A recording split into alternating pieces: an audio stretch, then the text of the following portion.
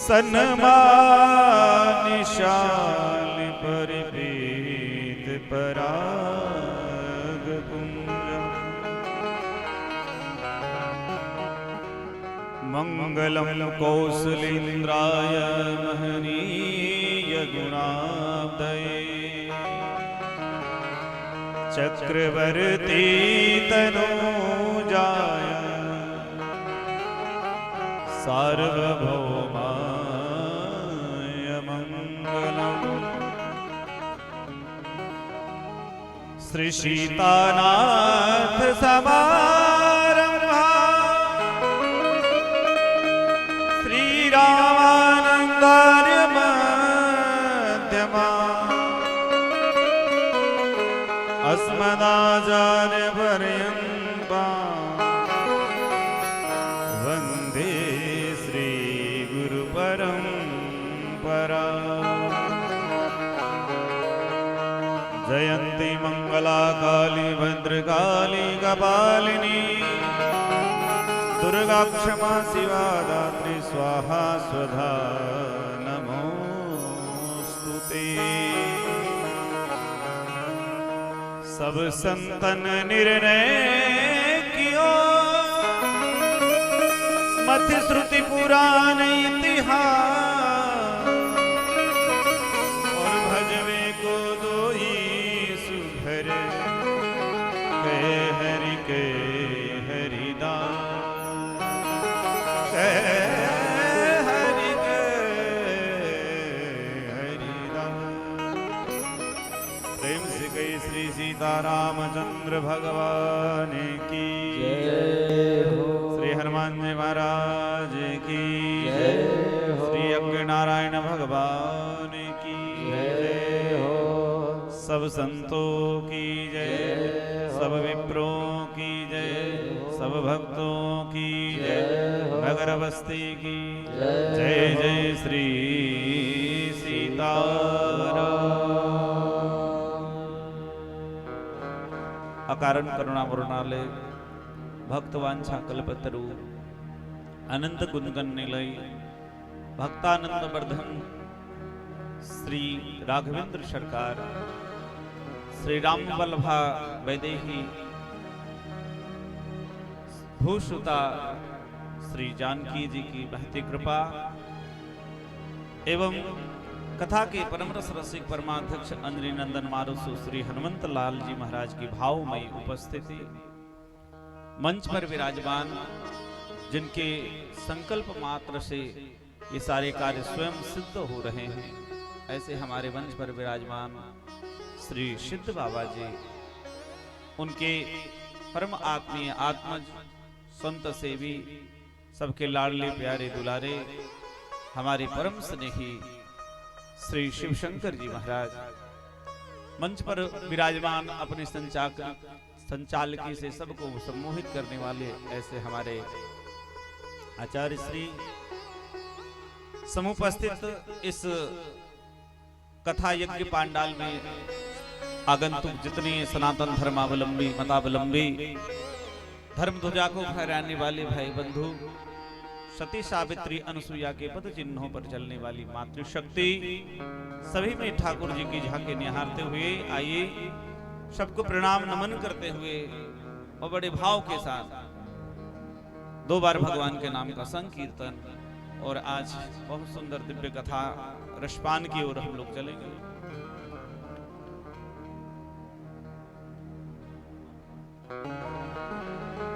श्री राम जय जय राम, श्री राम जय जय राम, श्री राम जय राम, श्री राम जय राम, श्री राम जय राम, श्री राम जय राम जय राम, श्री राम जय राम जय राम, श्री राम जय राम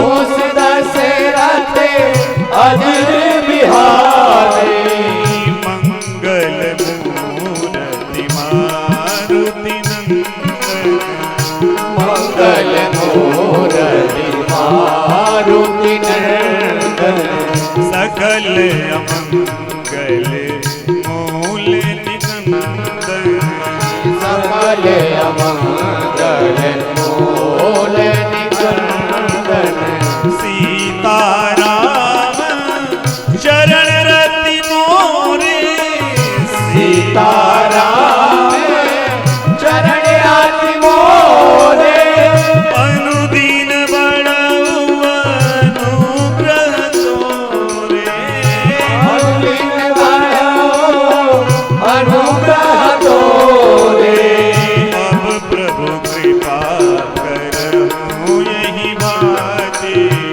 अब प्रभु कृपा करो यही भांति सब तज भजन करहु दिन राति सब तज भजन करो दिन राति सब तज भजन करहु दिन राति सब तज भजन करो दिन राति श्री राम जय राम जय जय राम श्री राम जय राम जय जय राम श्री राम जय राम जय जय राम श्री राम जय राम जय जय राम श्री राम जय राम जय जय राम श्री राम जय राम जय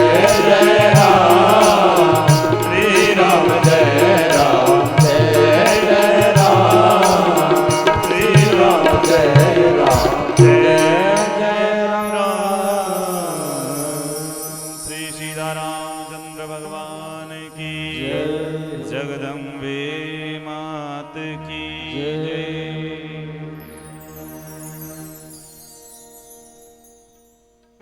पूर्व प्रसंग का स्मरण करते हुए श्री रामचरितमानस या राम कथा का सबसे मनोहारी 9 रस होते हैं, शांत रस आदि से कुल मिलाकर के सख्य रस, वीर रस तमाम। तो उसमें रामचरितमानस का जो सबसे सुंदर प्रसंग है भगवान श्री सीताराम जी का विवाह। और विवाह राम कथा का प्राण है। और अगर शरीर में जिस प्रकार से प्राण अगर चला जाए तो शरीर की कोई गति नहीं होती है, उसी प्रकार यदि विवाह की कथा को माधुर्य, क्योंकि श्रृंगार रस से भरपूर है, इसमें श्री सीताराम जी की महिमा तो है ही, लेकिन जीवन में विवाह की आवश्यकता क्यों है? आज हमारे समाज में सबसे ज्यादा सुधार की आवश्यकता है। और एक एक प्रसंग में, हर प्रसंग में गोस्वामी जी ने अपने लेखनी के माध्यम से, काव्य कला के माध्यम से, साहित्य के माध्यम से बहुत सुंदर उल्लेख किया है। आप जानते हैं कि जो धनुष है ये श्री राम जी तोड़ते हैं। क्यों? और किसी से नहीं टूटा, क्योंकि धनुष को अहंकार का प्रतीक बताया गया है। और अहंकार जब किसी के अंदर उपज जाए तो उसको तोड़ने के लिए साक्षात परमात्मा आते हैं। अच्छा, एक बड़ी मजेदार बात आप सबको बताऊं, भगवान श्री राम अयोध्या में ही क्यों जन्म लेते हैं? आपको पता है, श्री रामचरितमानस के एक बड़े सुंदर वक्ता हैं, नाम है कागभूषुंडी जी। कौआ के शरीर में हम अपने जीवन में जब अयोध्या जी प्रथम बार आए तो जिस विद्यालय में रामचरितमानस पढ़ाया जाता है उसमें जब मैं गया था तो मेरे कान में प्रथम चीज जो पड़ी थी मेरे जीवन की, वो चौपाई थी, मधुर बचन तब बोले कागा। अब मैं सुन करके आश्चर्यचकित हो गया कि कौआ तो बड़ा बुरा बोलता है। मधुरता में कहीं कौआ का कोई साहित्यकार कहीं उपमा दे तो बताइए, लेकिन मानस ही एक ऐसा ग्रंथ है कि मानस का कौआ भी मधुर बोलता है। क्यों? क्योंकि उस कौए में के मुख से भगवान श्री राम की कथा निकलती है। और जो राम की कथा कहे अथवा राम की कथा जो सुने, उस व्यक्ति के जीवन में दिव्यता और भव्यता में कोई कमी नहीं रहती। और देखिए, मानस, रामचरितमानस ग्रंथ की ये सबसे बड़ी विशेषता है। आप देखिएगा, श्रोताओं वक्ताओं का ऐसा अद्भुत संबंध का निरूपण किया गया है कि कौआ को पक्षियों में सबसे अधम माना गया है, सबसे अधम माना गया है। केवल एक प्रसंग को छोड़ दिया जाए, कौए के जीवन के एक प्रसंग को छोड़ दिया जाए तो कौआ को कोई बहुत अच्छा नहीं माना गया। एक प्रसंग वो है कि जब सुबह सुबह कभी कौआ काऊ काऊ यदि करे तो उस समय उसको सगुन के तौर पर कि कोई घर में आने वाला है ना। सबरी मैया भी जब प्रतीक्षा करती थी तो जब कौआ बोलता था, बोल बोल कागा मेरे राम कब आएंगे, सबरी की कुटिया के भाग जग जाएंगे, बोल बोल कागा मेरे राम कब आएंगे। कौआ भी मधुर बोलता है। ये मानस और गोस्वामी जी की ही विशेषता होती है कि जो राम कथा कहे वही श्रेष्ठ बन जाता है। और सुनने वाला कौन है? देखिए, यहां पक्षियों में अधम कौआ है और सुनने वाला पक्षियों का सबसे बड़ा स्वामी, भगवान नारायण का वाहन, दुनिया का सबसे शक्तिशाली पक्षी वो गरुड़।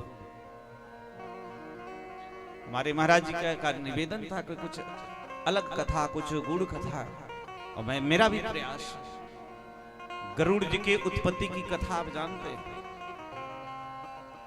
मानस में प्रसंग। गरुड़ जी की मां का नाम है बिनता। महाराज, बिनता और कद्रू ये दोनों बहन हैं।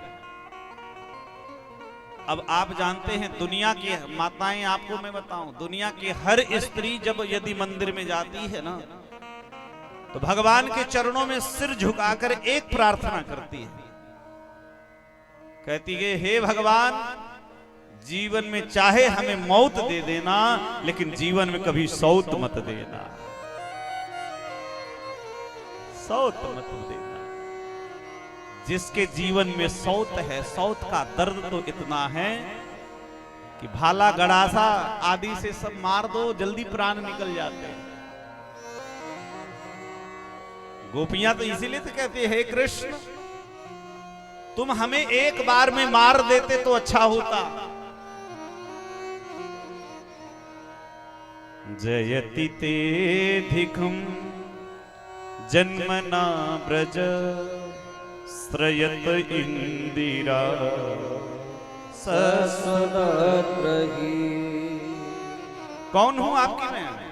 दैत्य दृश्यता दीक्षुतावका त्वयि धृता सबह त्वां विचिन्वते। लेकिन तुमने नेह किम बथा, वहां एक श्लोक में लिखा कि नेह किम, प्रेम लगाकर के प्रेम में धोखा दे जाना ये बध के समान है। सौत आ जाए तो मौत उसी समय आ जाती है। और सौत की तो बड़ी बड़ी कथा और आगे भी आएगी, मानस का बड़ा प्रसंग है।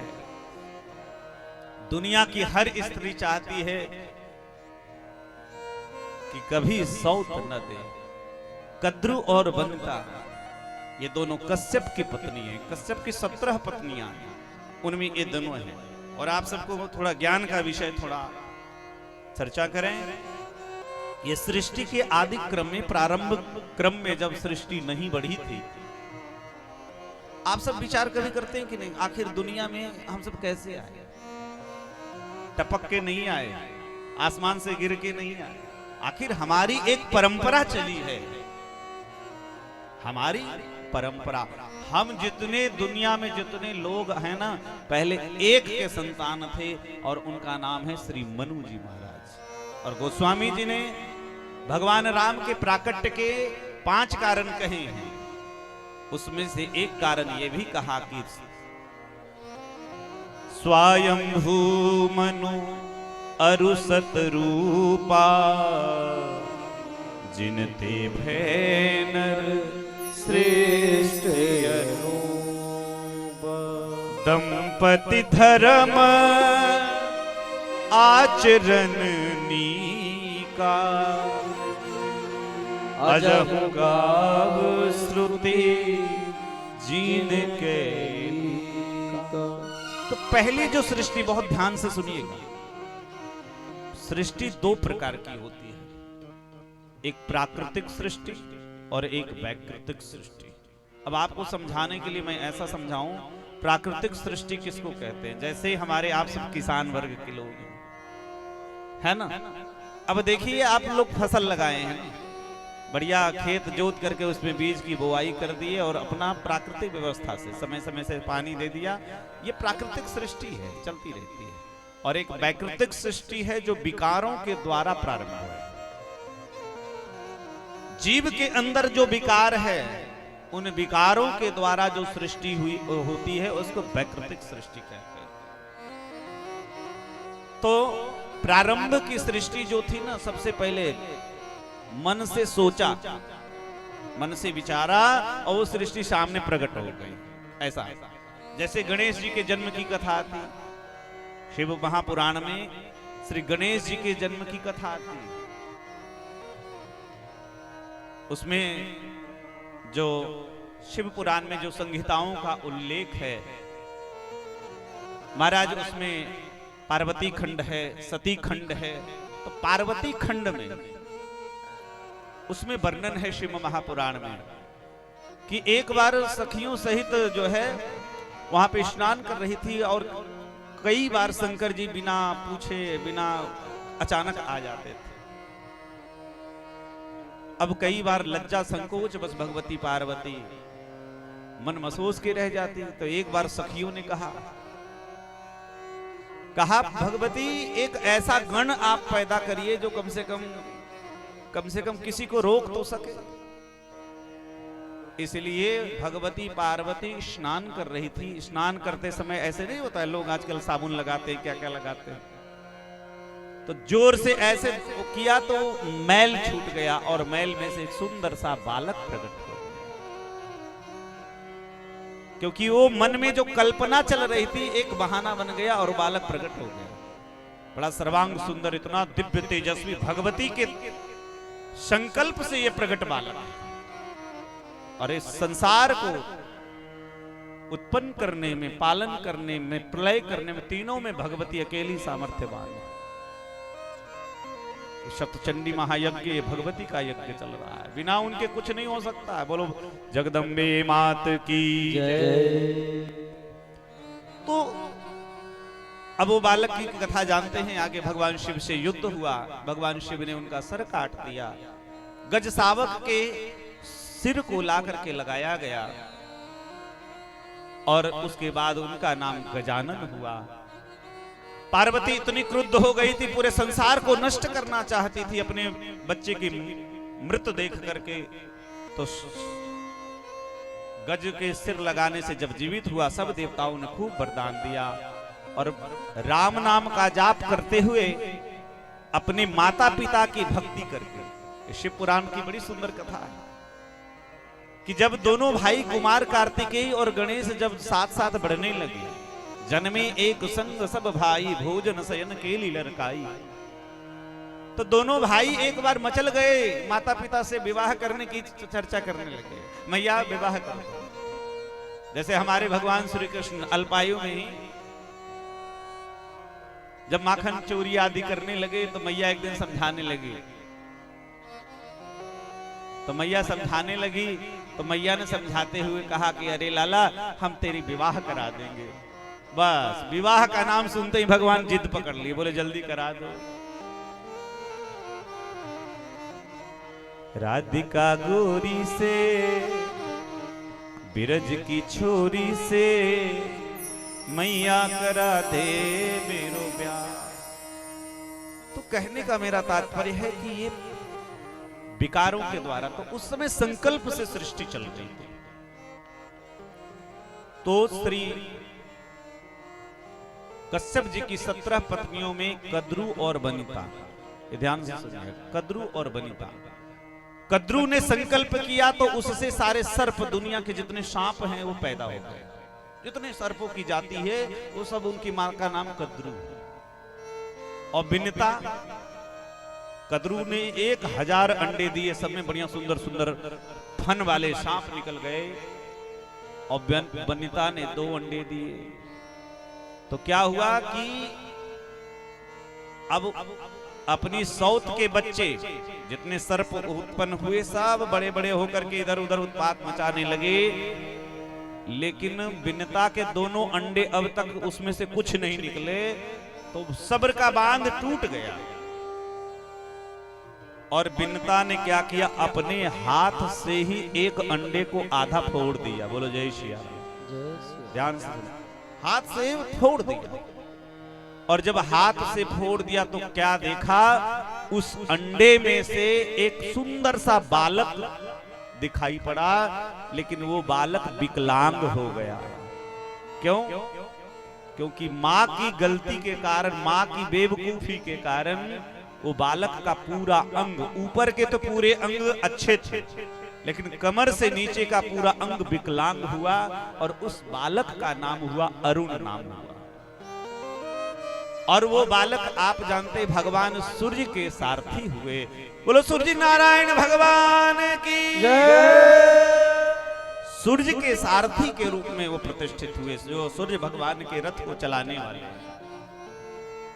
लेकिन उस बालक ने अपनी मां की बेवकूफी के कारण मां को श्राप दे दिया। कहा कि मां, तू अपनी सौतेली की सौत के कारण, सौतिया डाह के कारण तूने मेरी जिंदगी बर्बाद की, इसलिए मैं तुझे श्राप देता हूं कि तुमको अपनी सौत के गुलाम रहना पड़ेगा। बोलो जय श्री राम। जय श्री राम। हाँ, अब इसका परिणाम हुआ, रामचरितमानस में केवल छोटे से एक दोहे में गोस्वामी जी ने संकेत किया है इस प्रसंग को। कद्रू बनित ही दिन दुख, तुम ही कौशल्या दे, भरत बंद गृह से राम राम के ने। इसलिए अब तो क्या हुआ, दोनों सौतिया में एक दिन क्या हुआ, सूर्य भगवान के रथ जा रहे थे जब आकाश में, तो रथ को देख करके कद्रू ने कहा कि एक बात बताओ बहन, कि भगवान सूर्य के रथ में जो घोड़े हैं उसके पूंछ सफेद हैं कि काले हैं? बोलो जय श्री राम। जय श्री राम। उसके पूंछ सफेद है कि काले हैं, बताया जाए। तो बिनता ने कहा कि उनके पूंछ तो सफेद है, लेकिन कद्रू बोली नहीं, काले हैं। और दोनों में शर्त लग गई कि जिसकी बात सच निकलेगी तो उसकी, झूठ जिसकी बात निकलेगी वो सच होने वाले की वो नौकरानी बन जाएगी। अब महाराज जब ऐसा हुआ तो सर्प, कद्रू ने अपने बच्चों को आदेश दिया, क्योंकि ये सर्प थे और बहुत सर्प उड़ने वाले भी होते हैं, कई ऐसे देश है जिसमें उड़ते हैं सर्प। अपने बच्चों को आदेश दे दिया, ध्यान से सुनिए, बहुत गूढ़ कथा है। अपने बच्चों को आदेश दे दिया कि जाओ झट से जाकर के भगवान सूर्य के घोड़े के पूंछ में तुम लोग लपट जाओ। तो कुछ बच्चे अपनी मां की आज्ञा का पालन नहीं किया, कहा कि मैया हम अधर्म को देख नहीं सकते, हम अधर्म कर नहीं सकते। तो इसीलिए कद्रू ने अपने बच्चों को श्राप दे दिया, कहा कि तुम अपनी माँ की बात नहीं मानते हो तो आने वाले समय में तुम सबको यज्ञ में स्वाहा होना पड़ेगा। और महाभारत प्रसंग है। महाभारत का प्रारंभ भी सर्प सत्र से। श्री परीक्षित जी महाराज को जब पता चला और महाराज तक्षक ने उनको डसा, तो जब परीक्षित के पुत्र हुए नाम हुआ जन्मेजय। पूरी चरित्र को जब सुनाया है, जन्मेजय को राम कथा भी व्यास जी ने सुनाई है, पूरी भागवत कथा भी सुनाई है। जब जन्मेजय को पता चला कि मेरे पिता को डसने वाला ये तक्षक है, ये सर्प है, इसलिए मैं सर्प यज्ञ करूंगा। और भयंकर ऐसा सर्प यज्ञ किया, ऐसा किया कि महाराज तक्षक डर के मारे प्राण बचाने के लिए इंद्र के पास शरण मांगा। इंद्र ने अभयदान दिया, लेकिन महाराज ब्राह्मणों में बड़ी शक्ति है। बोलो विप्रदेव की जय। मंत्र में इतनी शक्ति है कि यदि आपने मंत्र सिद्ध कर लिया तो महाराज वो एकदम बिल्कुल सही काम करता है। क्यों? जैसे एक छोटा सा अंकुश, मंत्र परम लघु जासु बस विधि हरिहर सुर। मंत्र छोटा होता है, लेकिन यदि आपका विश्वास सही है, जाप सही है, साधना सही है, तो मंत्र का फल मिलेगा। बोलो जय श्री राम। जय श्री राम। तो उस मंत्र का ऐसा फल हुआ। ब्राह्मणों से जन्मेजय जी ने कहा कि ब्राह्मण देवता, दक्षिणा आपकी 5 गुना अधिक हो जाएगी। हाँ भाई, बिना नोट के काम नहीं चलेगा, लेकिन आप ऐसा यज्ञ कराइए कि पूरे जो है ये तक्षक भी आ जाए। लेकिन तक्षक नहीं आ रहा था, तो ऐसा मंत्र मारा कि इंद्र के सिंहासन सहित इंद्र आने लगा और उस अग्नि में जल करके भस्म होना चाहता था। तो महाराज फिर एक महात्मा आकर करके उस सर्प यज्ञ को उन्होंने बंद करवाया। उस महात्मा का नाम है आस्तिक मुनि। और एक मैं निवेदन करूं, आप जितने किसान वर्ग हैं, कभी आपको यदि सर्प का भय हो तो एक भोजपत्र में केवल, जैसे प्रायः गौ सेवा करते हैं, गौशाले में हो, कहीं भी सर्प का भय अगर किसी को हो तो भोजपत्र में और चमेली के डंडी से उसको कलम बना करके केसर से उसमें ओम आस्तिकाय नमः ऐसा लिख करके टांग दो, तो ये महाभारत के वचन है कि सर्प का भय नहीं होता। बोलो जय श्री राम। जय श्री राम। तो वही कद्रू ने बच्चों को श्राप दिया और कुछ आज्ञा मान करके गए, और आज्ञा मान करके गए, जाकर के लटक गए।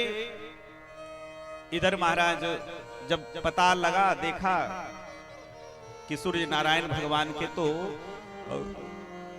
रथ के जो घोड़े हैं उसके पूंछ काले हैं, तब बिनता को अपना गुलाम बना लिया कद्रू ने।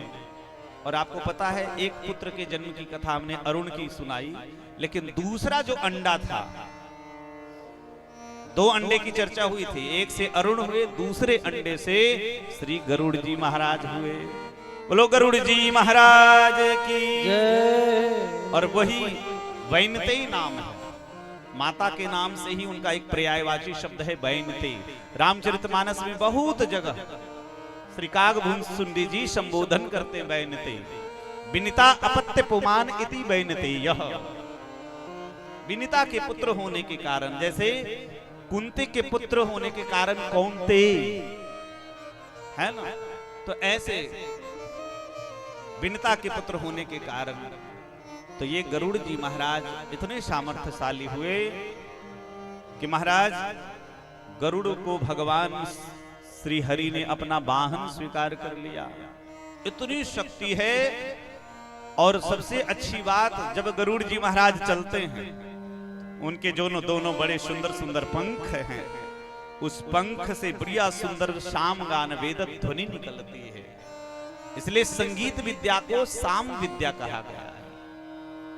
तो गरुड़ जी महाराज जहां कथा सुनते हैं, सोचिए पक्षियों में अधम कौन कौआ होता है, लेकिन वो राम कथा किसको सुना रहे हैं? पक्षियों में जो सबसे श्रेष्ठ हैं, हरि के वाहन हैं, ऐसे गरुड़ जी हैं। तो ये महिमा तो राम कथा की ही हो सकती है कि श्रेष्ठ से श्रेष्ठ व्यक्ति, ज्ञानी से ज्ञानी व्यक्ति भी आकर के और एक सामान्य वक्ता के भी जब चरणों में बैठ करके कथा सुनेगा तो वक्ता की भी महिमा अत्यंत बढ़ जाती है और श्रोता की भी महिमा बढ़ जाती है। बोलो जय श्री राम। जय श्री राम।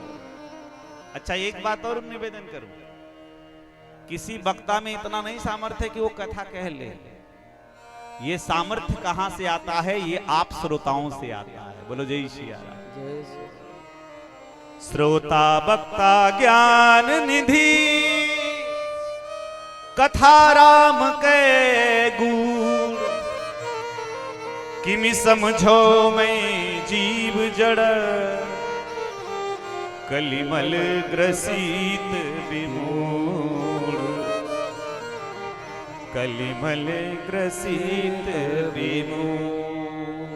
ये राम कथा की महिमा है। इस कथा में सबसे, कथा सुनो आप बैठ करके तो सबसे अपने आप में दैन्यता, इस ग्रंथ की सबसे बड़ी विशेषता है, गोस्वामी जी के साहित्य की विशेषता है कि हर प्रसंग पर उन्होंने दैन्यता का वर्णन किया है। और जितना दैन्य, जितना छोटा बन करके आप रहेंगे महाराज, इसलिए भगवान श्री राम अयोध्या में प्रकट क्यों होते हैं? क्योंकि अयोध्या जो है वो साधना की भूमि है। मनु जी महाराज ने कई वर्षों की तपस्या की नैमिषारण्य में, स्वयं ठाकुर जी प्रकट होकर के वरदान दिया, नृप तब तनये होव मैं आई, आप सरिस खो जो कह जाई, आप सरिस खो जो कह जाई, नृप तब तनये होव मैं आई। मैं स्वयं पुत्र बन के आऊंगा। जब आपके जीवन में भक्ति आ जाए, साधना की एकदम परिपूर्ण अवस्था में, और साधना की सबसे उच्चतम अवस्था क्या है? साधना की सबसे उच्चतम अवस्था अष्टांग योग में, सबसे अष्टांग योग से साधना प्रारंभ होती है।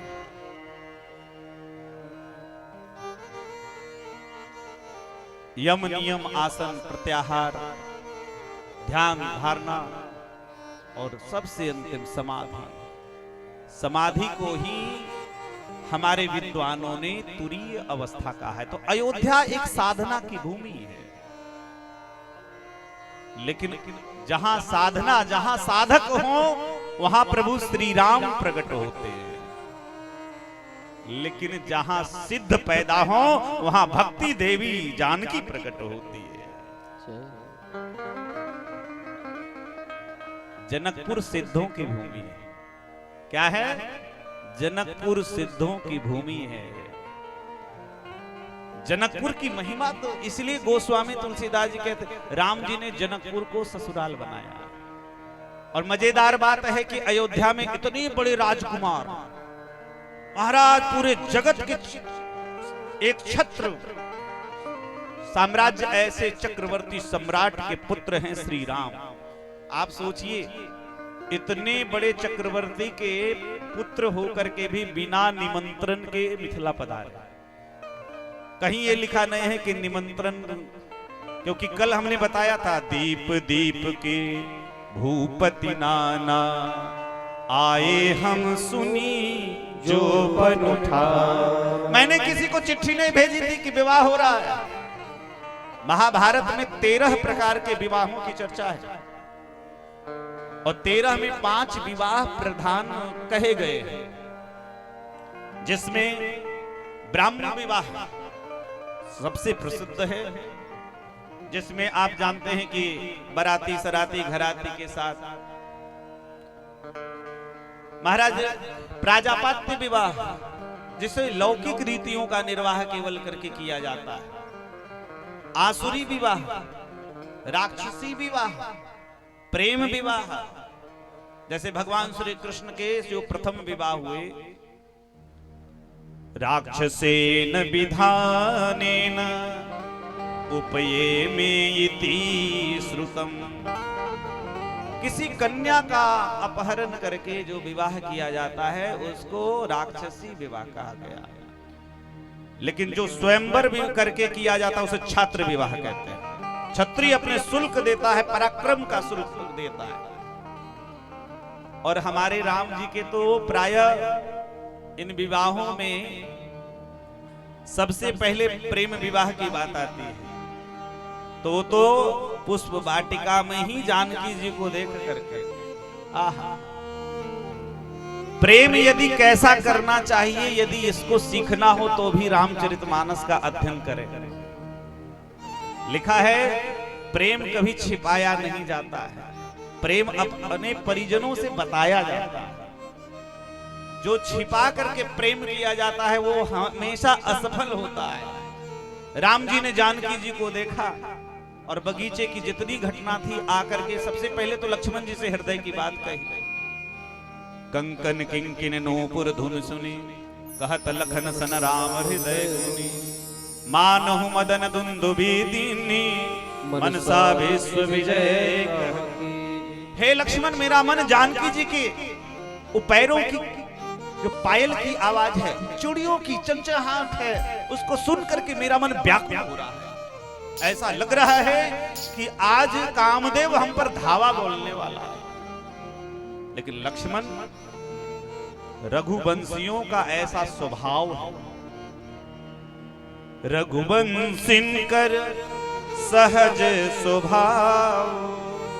हम क्षत्रिय हैं, मर्यादित जीवन जीने वाले रघुवंशी हैं, लेकिन हमारा मन कभी ऐसे किसी स्त्री पर नहीं जाता है। हाँ, अगर संतान का चरित्र खराब है तो इससे सिद्ध होता है कि माता पिता का भी परवरिश में कहीं कमी है। पिता धर्म रतो यस्य, माता यस्य च पतिव्रता। त्रीणि रत्नानि संदस्य तस्य नो चलते मनः, महाभारत में कहा कि पुष्पम दृष्ट्वा फलम दृष्ट्वा दृष्ट्वा योषित यौवनम। बढ़िया सुंदर खिला हुआ सुगंधित फूल, बढ़िया सुंदर पका हुआ बढ़िया मधुर फल, और कोई जवान स्त्री को देख करके किसका मन नहीं चल जाता है। कहा जिसकी माता पतिव्रता है, जिसके पिता धर्म में लगे हैं, ऐसे संतान का मन ऐसे कहीं नहीं जाता है। बोलो जय सिया राम। जय श्री इसलिए राम जी कहते हैं कि हे भैया लक्ष्मण, मेरा मन ऐसा कर रहा है, जानकी को देख करके मन में अलग प्रकार का संकल्प विकल्प हो रहा है। लक्ष्मण जी समझ जाते, प्रेम की दशा जो है ना, प्रेम शरीर की दशाओं को, भाव भंगिमाओं को देख के करके व्यक्ति जान जाता है। वैवर्ण आदि एकदम शरीर की आकृति विकृत हो जाती है ना, नींद गायब हो जाती है, इंद्रियाएं बस में नहीं रहती है, बोलना कुछ चाहते निकल कुछ जाता है। प्रेम की दशा है। तो महाराज श्री जानकी जी को देखा, दोनों में प्रेम हुआ। लक्ष्मण जी से भी कहा, और देखिए लक्ष्मण जी इसके बाद जाकर के गुरु जी से भी कह दिया, सब कह दिया। और जो गुरु से कह करके कोई काम, गुरु से पूछ करके कोई काम किया जाए तो जीवन में प्रेम हो, चाहे गृहस्थ जीवन हो, कभी असफल नहीं हो सकता है। और एक बात, पूरे यात्रा क्रम में श्री राघवेंद्र सरकार के जीवन की पहली यात्रा है, और बड़ी लंबी यात्रा है। बक्सर से होते हुए ये जनकपुर की यात्रा, लेकिन कैसी यात्रा हुई है, गुरु के पीछे रह करके, गुरु के आगे नहीं। सदैव गुरु आगे हैं, और जिन पर गुरु की जे गुरु चरण रेणु सिर धरहि, के जनु सकल विभव व्रज कर। तो सब गुरु के आशीर्वाद से। रामचरित्र के पूरे प्रसंग में देखिए, तो ये प्रेम प्रसंग को जब सुना, गुरु जी प्रसन्न हो गए, क्योंकि ये मिथिला की नगरी है, ये सिद्धों की नगरी है।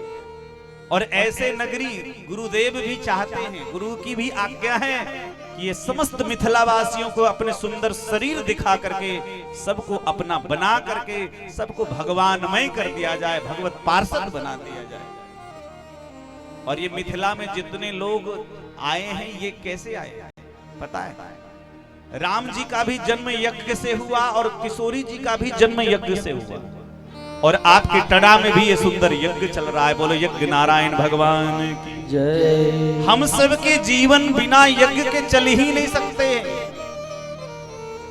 कितना कंजूस गृहस्थ हो, खूब मक्खी चूस गृहस्थ हो, लेकिन यदि बेटी है तो उनको भी कन्यादान का यज्ञ करना पड़ता है, हाँ कि ना?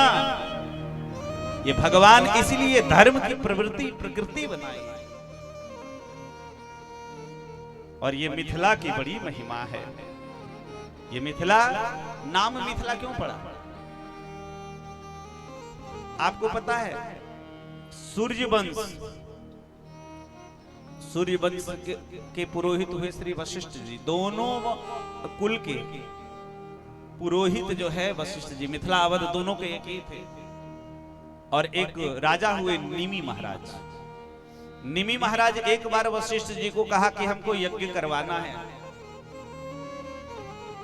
तो गुरुदेव आप आज्ञा दें कि हम यज्ञ कब कराएं, और यज्ञ के लिए ये तारीख हम सोच रहे हैं कि इस तारीख में हम शुभ मुहूर्त है यज्ञ करावें, आपकी केवल आज्ञा हो कि आप हमारे यज्ञाचार्य के रूप में आए। वशिष्ठ जी ने अपने पत्रा निकाला और कहा कि भाई निमि महाराज, उस समय तो हमने देवताओं के राजा इंद्र को टाइम दिया है, इसलिए मैं इंद्र के लिए यज्ञ करने जाऊंगा, आप थोड़ा रुक जाओ, बाद में यज्ञ हो जाएगा। वशिष्ठ जी महाराज चले गए स्वर्ग इंद्र के यज्ञ कराने के लिए, और जब इंद्र को यज्ञ संपन्न करा करके जब लौटे तो क्या देखा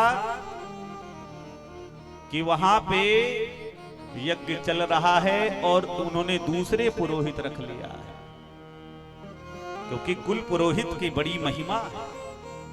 इसलिए वशिष्ठ जी ने निमि महाराज को श्राप दे दिया कि अरे तू मेरा शिष्य होकर के मैं तेरा गुरु हूं, लेकिन तूने मेरे आदेश का पालन नहीं किया है, इसलिए मैं तुम्हें श्राप देता हूं कि तुम देह रहित हो जाओ।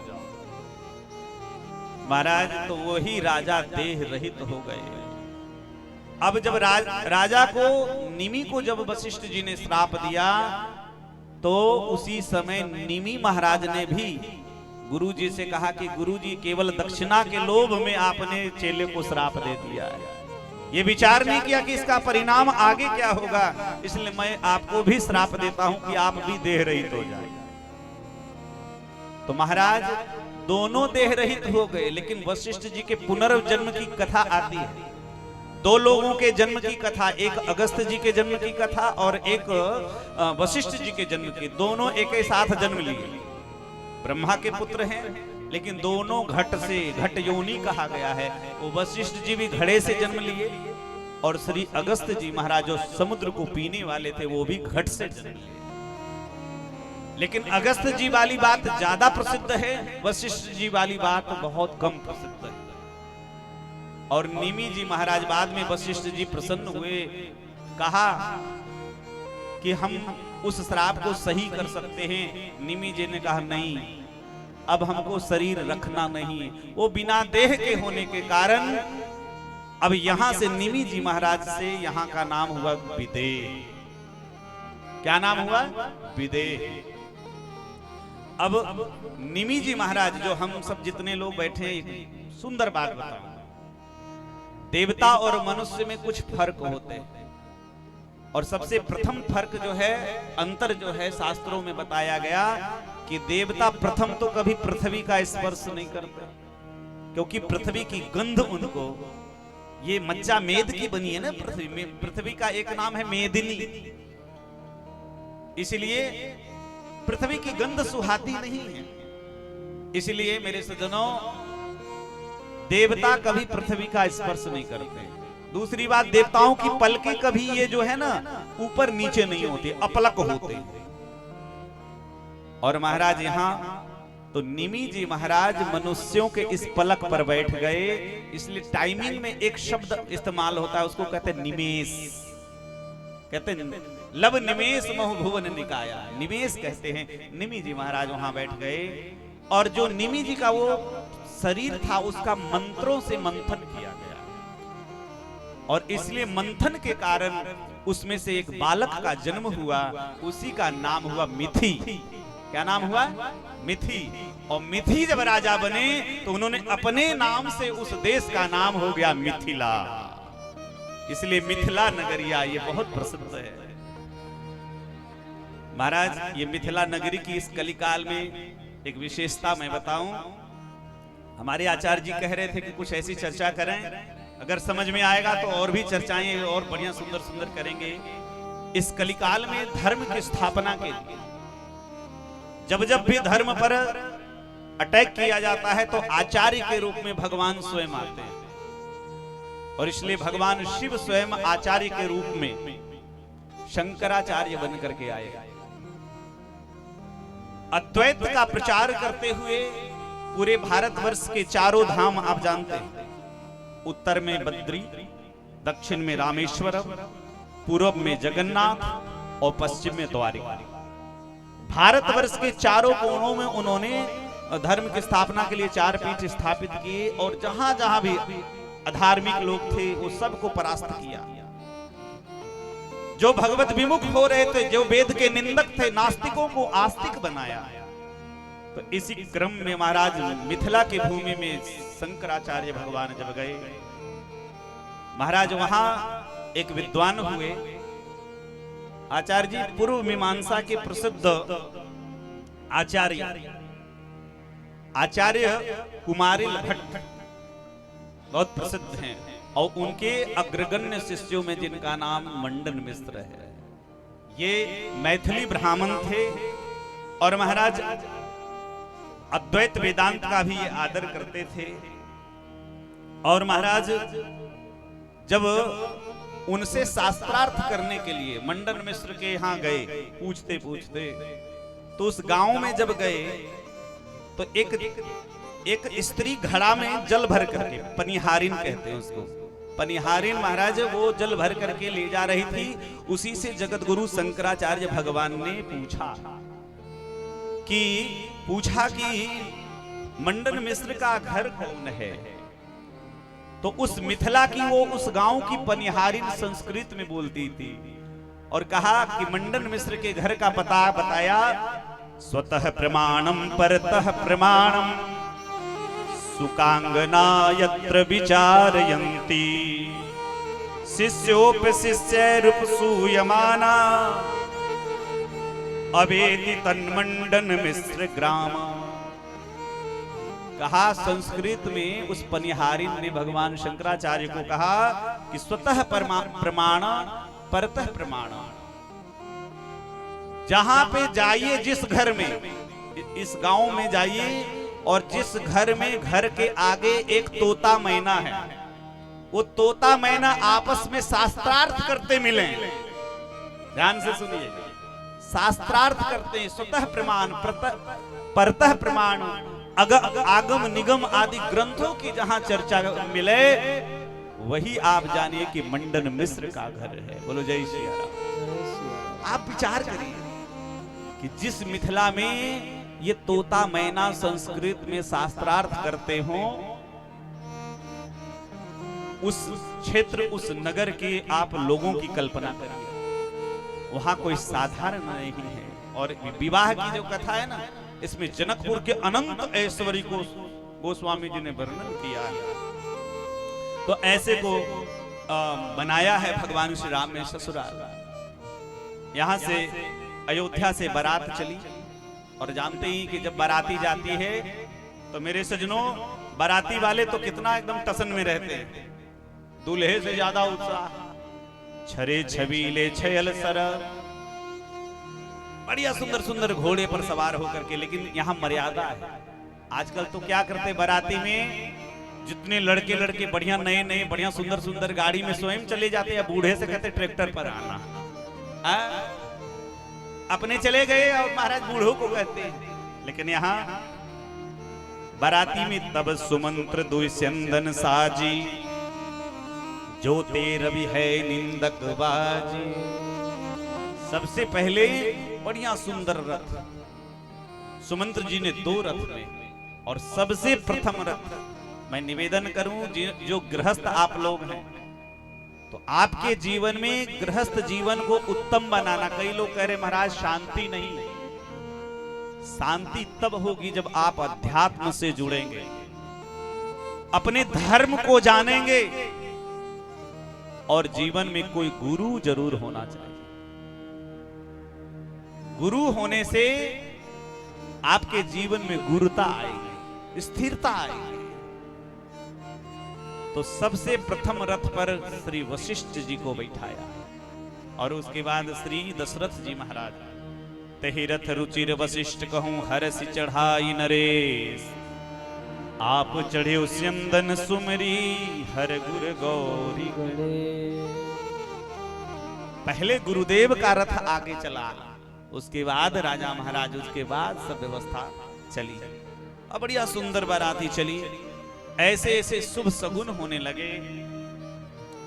बनई न बरनत बदी बराता, हो ही सगुन सुंदर शुभदाता। बड़े सुंदर सुंदर सगुन होने लगे। देखो आप सबको बताएं, सगुन एक ऐसी चीज है, उसका फर्क पड़ता है। स्वप्न एक ऐसा चीज है, अगर ब्रह्म मुहूर्त में कोई स्वप्न हो, लेकिन ध्यान देना स्वप्न की कई कंडीशन होते हैं। यदि ब्रह्म मुहूर्त में आपको कोई बढ़िया स्वप्न आया हो और उसके बाद आप बढ़िया स्वप्न आए तो सोना नहीं चाहिए। बढ़िया स्वप्न आवे तो आप जगे रह जाइए, स्नान ध्यान करके घर के काम में लग जाइए। तो ऐसे स्वप्न 6 महीने के भीतर सही हो जाते हैं, सच होते हैं प्रायः। तो इसलिए अगर किसी को स्वप्न में तेल दिख जाए, तेल कड़वा तेल, सरसों का तेल दिख जाए, तो सबसे स्वप्न शास्त्र का सबसे अपशगुन इसको माना गया है कि यदि आपको ब्रह्म मुहूर्त में कभी तेल का दर्शन हुआ हो तो आप या आपके परिवार या रिश्तेदार में 6 महीने के अंदर किसी की मृत्यु जरूर होगी। ऐसा अयोध्या कांड में है। भरत जी महाराज ने ऐसे सपने देखे, बाद में समाचार मिला कि पिताजी गुजर गए। तो ऐसे मेरे यहाँ सुंदर सुंदर सानुकूल बह त्रिविध बयारी, शीतल मंद सुंदर हवा बहने लगी। घड़े से देखो, घड़े भर करके स्त्री का दर्शन भी बड़ा सुंदर सगुन माना गया है। लोमड़ी अगर महाराज लोबा फेरी फेरी दर्श दिखावा, सुर भी सन्मुख शिशु ही पियावा, अगर लोमड़ी दाहिने से निकले तो सगुन माना गया है। गाय बच्चा पिला रही है और उस समय आपने दर्शन किया तो सगुन शुभ माना जाता है। और महाराज सुंदर बाराती यहां से प्रस्थान किए। अब हम अयोध्या वासी हैं तो हम वहां मिथिला की परंपरा को हम ज्यादा जानते हैं।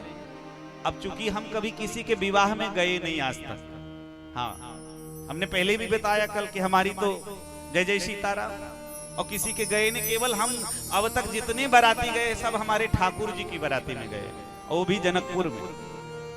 2018 में हम गए और जनकपुर में जाते हैं अयोध्या वासी ने तो उनको इतनी गाली मिलती है महाराज, जिस रास्ते में जाओ लोग गली आते हैं, मार गाड़ी मार गाड़ी मार गाड़ी। लेकिन ये गाली भी ऐसी अद्भुत है।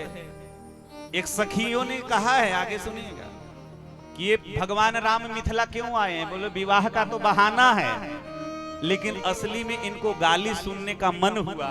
सोचा और जगह तो लोग जय जगदीश हरे करते हैं, हाँ, लेकिन मिथिला ही वो भूमि है जिनको अधिकार प्राप्त है।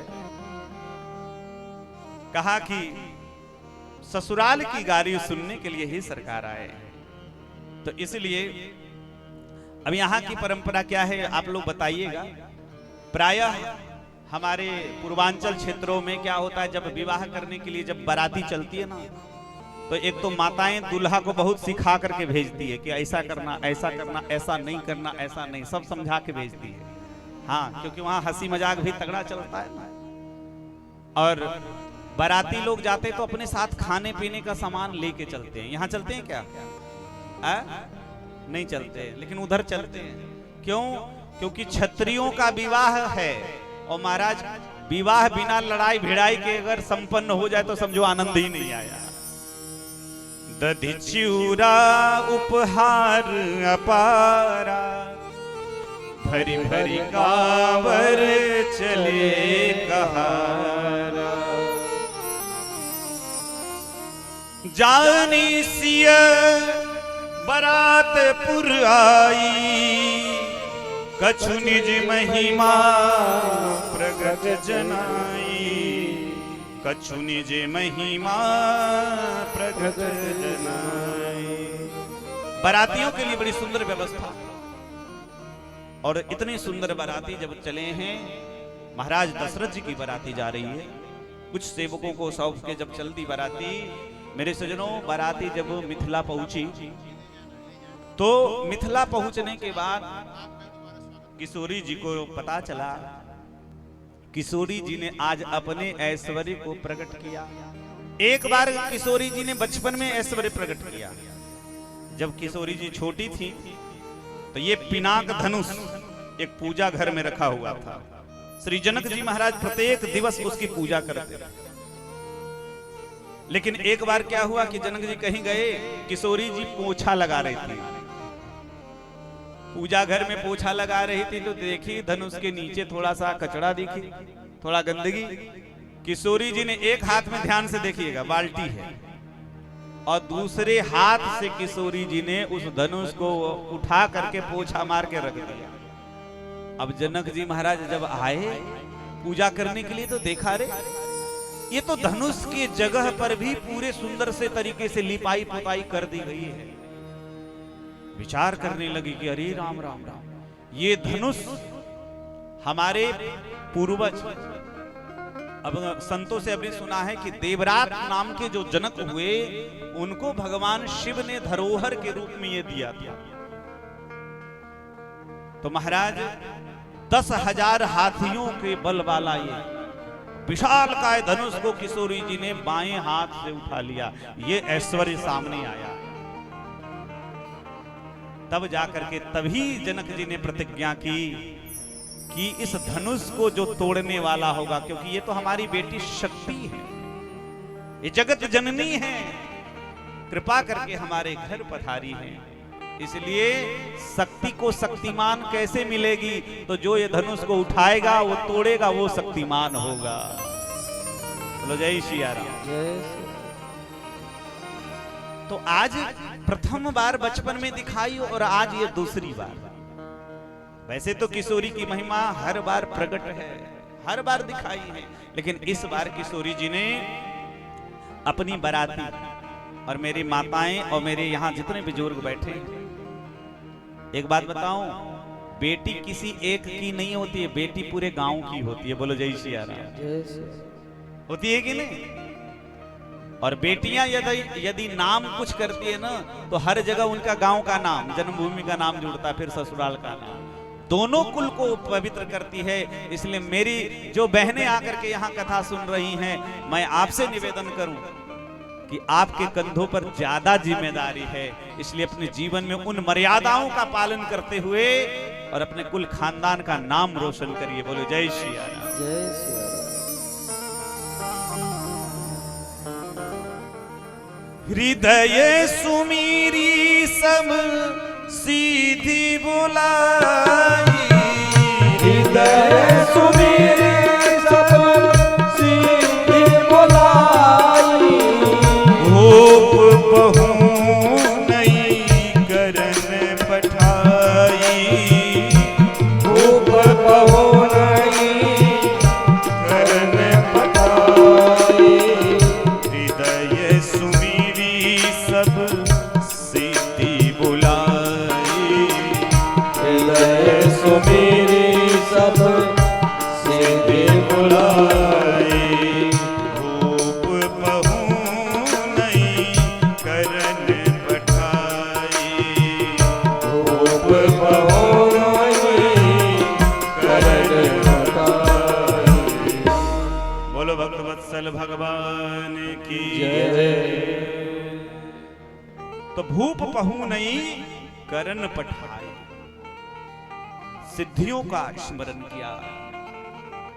हनुमान चालीसा जब पढ़ते हैं तो उसमें भी लिखा अष्ट सिद्धि नवनिधि के दाता, असवर दीन जानकी माता। थोड़ी हम अगर आप लोग कहें तो सिद्धियों की थोड़ी चर्चा कर लें। अणिमा महिमा चैव लघिमा गरिमा तथा। सुन लो, आज सिद्धियों के नाम सुन लो। और आजकल बड़ी प्रसिद्धि भी चल रही है, आप लोग जान ही रहे हैं। प्राप्ति ही प्राकाम्य ईशित्वम वसिष्ठम चाष्ट सिद्धयः। अष्ट सिद्धि कौन कौन है? अष्ट सिद्धि में सबसे प्रथम नाम है जिसका नाम है अणिमा। अणिमा का क्या अर्थ है, इसका क्या काम है? अणिमा का मतलब है अणु से अणिमा बना है। अणु, अणिमा का अर्थ होता है कि शरीर को बहुत सूक्ष्म कर लेना। और हनुमान जी महाराज ने दिखाया ना, जस जस सुरसा बदन बढ़ावा आसुदून कपिरो। तो ये रूप बढ़ाना ये दूसरी सिद्धि है, ये महिमा नाम की सिद्धि है। लेकिन सत जो जनते ही आनन कीन्हा अति लग रूप पवन सुत। 100 योजन की जब उसने सुरसा ने अपने मुंह को फैला दिए तो तुरंत झट से हनुमान जी महाराज ने छोटा सा बन करके और उसकी प्रतिज्ञा को पूर्ण करने के लिए, दरअसल ये जो हुआ सुरसा, ये भी सर्पों की ये भी माता है।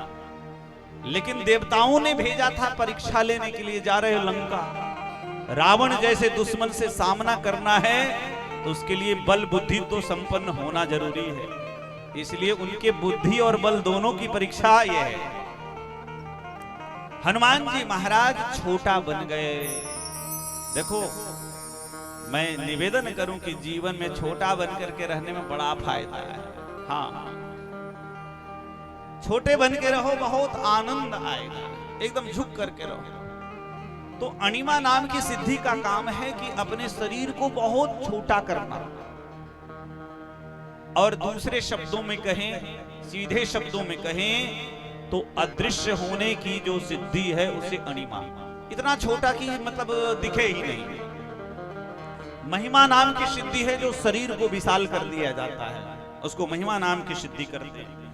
और गरिमा कहते हैं कि असीमित तरीके से, उसकी कोई सीमा नहीं है, ये शरीर को बढ़ा लेना। तो इस प्रकार से प्राप्ति है बिना किसी रोक टोक के कहीं भी इच्छा अनुसार आ जा सके, सामने होकर के भी अदृश्य जैसा किसी के शरीर में। और एक विद्या है हमारे भारतीय सनातन धर्म में, उसको कहते हैं पर काया प्रवेश। नाम सुना है? और अभी मंडन मिश्र की चर्चा हम कर रहे थे। जगत गुरु शंकराचार्य भगवान जब मंडन मिश्र जैसे विद्वान, पूर्व मीमांसा के उद्भट विद्वान से जब उनको हरा दिया, लेकिन जज किसको बनाया? उनकी पत्नी को बनाया। उनकी पत्नी परम महाविदुषी भारती नाम। तो जब विजय की घोषणा उनकी पत्नी ने की कि शंकराचार्य भगवान जीत गए हैं, विजय कर दिया, लेकिन कहा कि प्रभु आपने, क्योंकि मैं पत्नी हूं और पत्नी होती है अर्धांगिनी, आधे अंग की मालकिन होती है, इसलिए अर्धांगिनी होने के नाते अभी मेरे पति को आपने हराया है। जिस दिन मुझे आप हरा देंगे उस दिन आप विजेता हो जाएंगे। अब जगत गुरु जी ने भाई शास्त्रार्थ, वो ऐसी विदुषी सामान्य नहीं थे, इतने बड़े विद्वान की पत्नी होने का गौरव, और बहुत प्रश्न किए, सबका उत्तर भगवान शंकराचार्य ने सम्यक दिया। लेकिन अब विरक्त महात्मा को संसार की कुछ चीजें जो कामादिक गृहस्थ धर्म के कुछ ऐसे कर्म हैं, अब उसके संबंधित जब प्रश्न किया भारती ने, भगवान शंकराचार्य मौन हो गए। क्योंकि काम के विषय में, काम विषयक प्रश्न, क्योंकि यति हैं, योगी हैं, अविवाहित हैं, ब्रह्मचारी हैं, तो काम के विषय में, काम के अनुभव के विषय में कुछ कह न सके। तो कहा भारती ने कि आप अपना पराजय स्वीकार कर लीजिए। शंकराचार्य जी कहा थोड़ा हमको समय दे दो, थोड़ा कुछ समय चाहिए। बोले जितना चाहिए ले लीजिए। और शंकराचार्य जी लौट करके आए, क्योंकि धर्म की स्थापना के लिए यह भी जरूरी था। इसलिए उन्होंने क्या किया, अपने शिष्यों को कहा कि मैं अपने शरीर को छोड़ के कहीं और जा रहा हूं। और इसको समझाने के लिए बहुत सामान्य उदाहरण आपको समझ में आ जाएगा कि ऐसा भी हो सकता है। एक साधारण उदाहरण, आप लोग कितने लोग हैं, जीव की 4 अवस्था है। गोस्वामी जी ने लिखा है, जनु जीव उर चारु अवस्था विभुन सहित विराज। जीव की 4 अवस्था है। उसमें सबसे प्रथम अवस्था जो आप लोग यहां सन्मुख दिखाई पड़ रहे हैं, सन्मुख में आप लोग विराजमान हैं, यह है जागृत अवस्था। इसलिए ऐसा नहीं, जागने का अर्थ भी आध्यात्मिकता में दूसरा होता है। और वो भजन है, उठ जाग मुसाफिर भोर भये, अब रैन कहां जो सोवत। यस्याम जागृति भूतानि सा निशा पश्यतो मुनेः। ये है जागने का मतलब। यदि हम भगवान के भजन में, भक्ति में अगर हम हमेशा सजग रहें, भगवान के भजन में सावधान रहें, उसी को जागना कहा गया है। नहीं तो आंख खुले होते हुए भी और भगवान की भक्ति से दूर हैं तो आप सो ही रहे संसार में। इसलिए महाराज काम विषयक प्रश्न जब किया, कहा शिष्यों की कि मैं जा रहा हूं, मेरे शरीर को तुम लोग अच्छे से रखना, इसकी रक्षा करना। और शंकराचार्य भगवान अपने शरीर में से निकल करके, तो उदाहरण मैं बता रहा हूं, पहला अवस्था जागृत, दूसरा अवस्था है स्वप्न।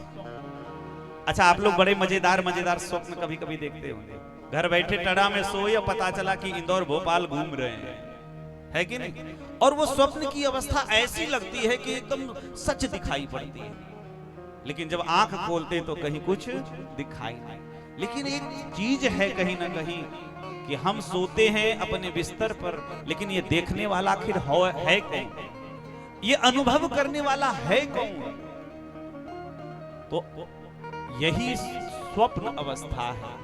ये अपने अंदर की जो आत्मा है वो कहीं कहीं इधर उधर भटकती है, जो हवा के रूप में और दूसरी जगह जा जा करके अनुभव होते हैं। प्रायः स्वप्न उसको आते हैं, हम जो कुछ करते हैं वही प्रायः स्वप्न में आते हैं। ऐसा ही होता है, हम जिस चीज का चिंतन करते रहे दिन भर, स्वप्न में भी वही आएगा प्रायः। तो स्वप्न, जागृत, स्वप्न, तीसरी अवस्था है सुषुप्ति, जो प्रगाढ़ निद्रा, उसको सुषुप्ति कहते हैं। और चतुर्थ अवस्था जीव की जो है वो तुरीय अवस्था है। तो स्वप्न में अनुभव तो आप सबको होगा ही, ये समझाने की विशेष आवश्यकता नहीं है। तो ये अंदर के शरीर जो है ना, आत्मा, जो योगी हैं, शंकराचार्य जी की जो आत्मा थी वो उसमें से निकल करके, और एक राजा मर गया था, चारों ओर रुदन मच रहा था, उस राजा के शरीर में जाकर के घुस गए। ध्यान से, इस शास्त्रार्थ पर विजय प्राप्त करने के लिए शंकराचार्य जी पर काया प्रवेश की विद्या के माध्यम से दूसरे के शरीर में प्रवेश कर गए। राजा जीवित हो गया, सब लोग जय जयकार करने लगे। और कुछ दिनों तक वहां रह करके, अब चूंकि राजा है, रानी है, भोग विलास की सारी सामग्रियां हैं, पर काया प्रवेश की विद्या से उन्होंने उस विद्या को सीखा, काम विद्या को प्राप्त किया। पुनः आकर के शंकराचार्य जी अपने शरीर में पुनः आए और फिर पुनः जाकर के भारती से उसके समस्त प्रश्नों का जवाब दे करके और उसको उस शास्त्रार्थ में हराया। जय जयकार हुई और धर्म की स्थापना हुई। बोलो जगत गुरु शंकराचार्य भगवान की जय। और एक जो सबसे बड़ी चर्चा में आजकल चल रही है, अष्ट सिद्धि नवनिधि के दाता। तो अष्ट सिद्धियों में एक सिद्धि का नाम है प्रकाम्य।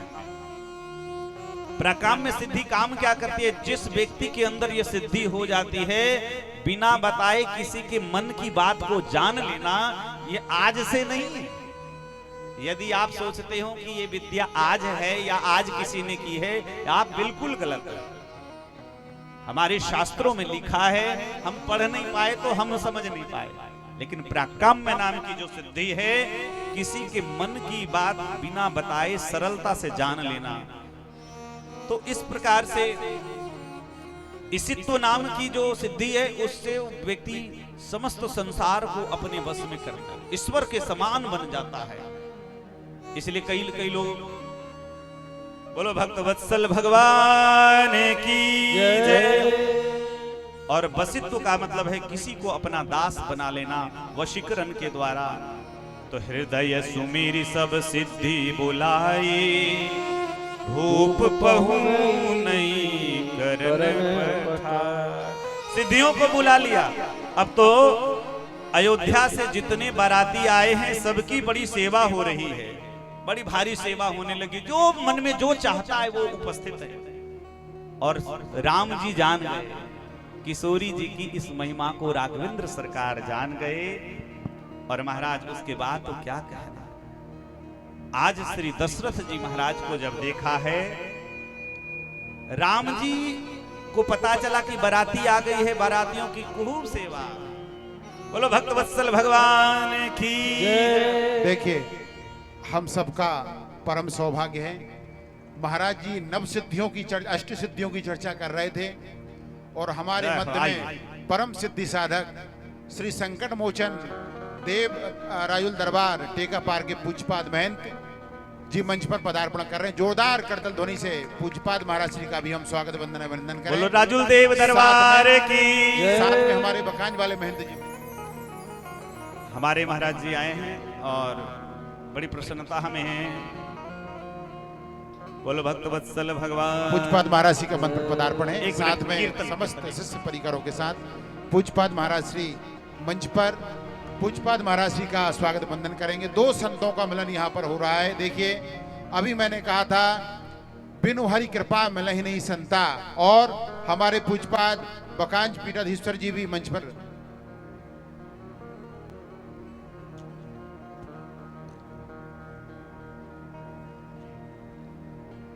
जोरदार करतल ध्वनि से संतों के मिलन का हम सब दर्शन का आनंद लेवें। दो संतों का मिलन यहाँ पर होता हुआ। आते जाते हुए गुनगुनाया करो, राम भोला करो, राम गाया करो। आते जाते हुए गुनगुनाया करो, आते जाते हुए गुनगुनाया करो, राम भोला करो, राम गाया करो, राम भोला करो, राम गाया करो। आते जाते हुए गुनगुनाया करो, आते जाते हुए गुनगुनाया करो, राम भोला करो, राम गाया करो, राम भोला करो, राम गाया करो। सा सा सा रे गा रे रे रे रे सा रे सा दा दा दा रे रे रे सा दा दा दा। सा सा सा रे गा रे रे रे रे सा रे सा दा दा दा रे रे रे सा।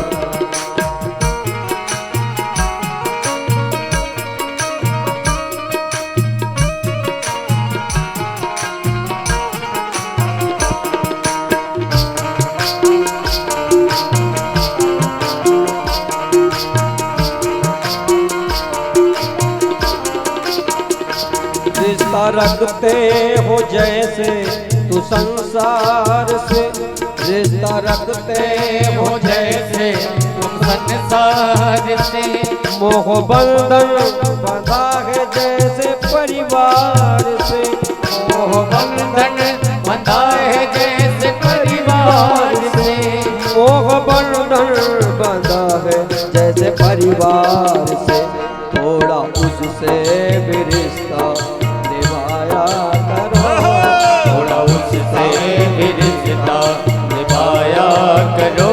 राम भोला करो, राम गाया करो, राम भोला करो, राम गाया करो। आते जाते हुए गुनगुनाया करो, आते जाते हुए गुनगुनाया करो,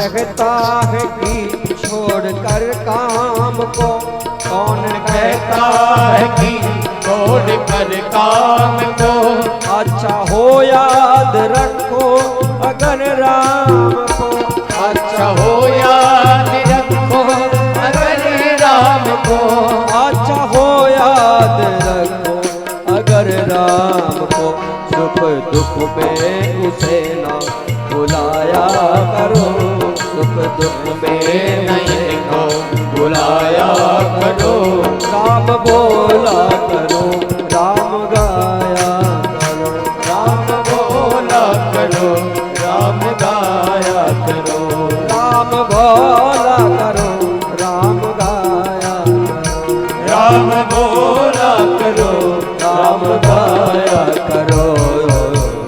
बोलो संत भगवान की जय। परम सौभाग्य है, श्री महाराज जी पधारे हैं मंच से, महाराज जी की तरफ से सब हम भी अभिनंदन करते हैं।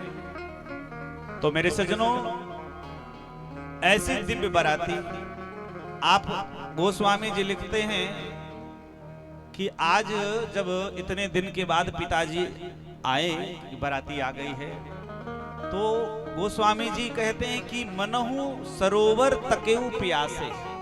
आपने कभी ये नहीं सुना है प्यासा को सरोवर के पास जाना पड़ता है, लेकिन यहां सरोवर ही प्यासे के पास जा रहा है।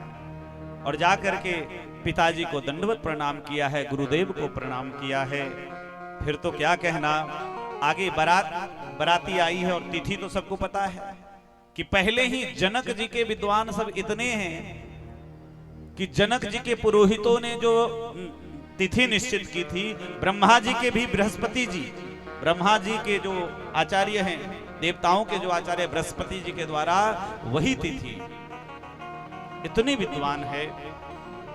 मंगल मूल लगन दिन आवा, मंगल मूल लगन दिन आवा, हिमरी तुअग मास सुहावा, हिमरी तुअग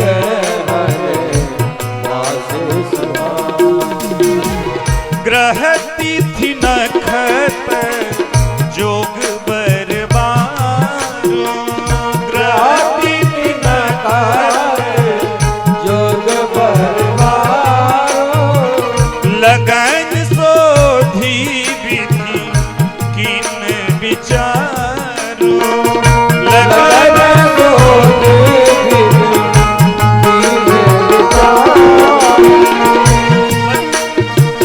लगन सोधी विधि, लगन सोधी विधि किन विचारो, रहती थी नखत जोग बरबारो, रहती थी नखत जोग बरबारो।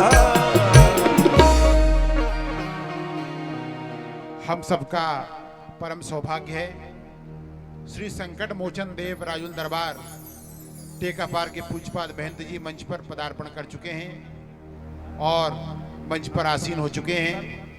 मैं टड़ास चंडी यज्ञ समिति की तरफ से मंच पर महाराज जी का बहुत बहुत स्वागत वंदन अभिनंदन करता हूं। जैसा कि परंपरा है, संत दर्शन के साथ साथ संत का स्वागत पूजन भी होना चाहिए। मैं टड़ा यज्ञ समिति के सम्मानित सदस्य श्री डालचंद जी पटेल, श्री मलखान जी पटेल, साथ में भैया श्री मिथिलेश जी पटेल, आपको मंच पर आमंत्रित करता हूं। आप पूजपाद महाराज जी का तिलक वंदन साल श्रीफल देकर पूजपाद महाराज जी का स्वागत वंदन करें। हमारे टड़ा यज्ञ समिति के सदस्य श्री डालचंद जी पटेल, श्री मलखान जी पटेल, श्री मिथिलेश जी पटेल, आप सभी मंच पर सादर आमंत्रित हैं महाराज जी के स्वागत वंदन के लिए।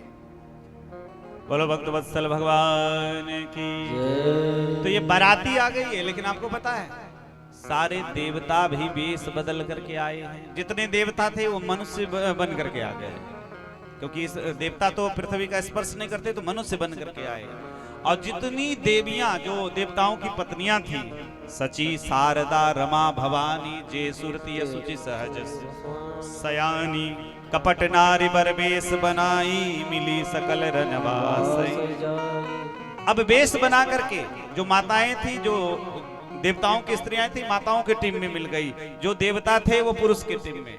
अच्छा, कभी कभी हमारे जो पढ़ने वाले बच्चे हैं शहरों में मैं देखा हूँ, दिल्ली आदि में क्या करते, बढ़िया एक सुंदर टाई लगा के कोट पैंट बढ़िया से ब्रांडेड जूता पहन के पहुंच जाते हैं जहां कहीं भी शादी का हो जाए।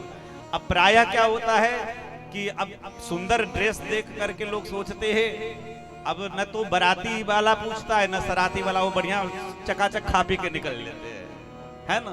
लेकिन यहाँ सब आए हैं महाराज। आज सबसे ज्यादा अगर कोई खुश है जीव अपने इस लाभ पर, विवाह के अवसर का दर्शन, वो तो इंद्र है। क्योंकि ब्रह्मा जी के 4 मुख, ब्रह्मा जी तो 8वीं आंख से देख रहे हैं। भगवान शिव हैं, नयन 5, 10, 15 नेत्र से भगवान शिव इस विवाह का दर्शन कर रहे हैं। लेकिन देवराज इंद्र भगवान श्री सीताराम जी को विवाह को देखने के लिए 1000 नेत्र से देख रहे हैं। क्यों? क्योंकि जो श्राप उनको मिला है, आज वो जो भक्त थे वो नेत्र के रूप में परिणत हो गए हैं। और बढ़िया सुंदर सारी विधि वहां पे बैठारी आसन आरती करी निरखी बर सुख पावही। अब 2 नहीं, उधर महाराज जी 2 नहीं बल्कि अब तो महाराज 4 दुल्हा हो गए।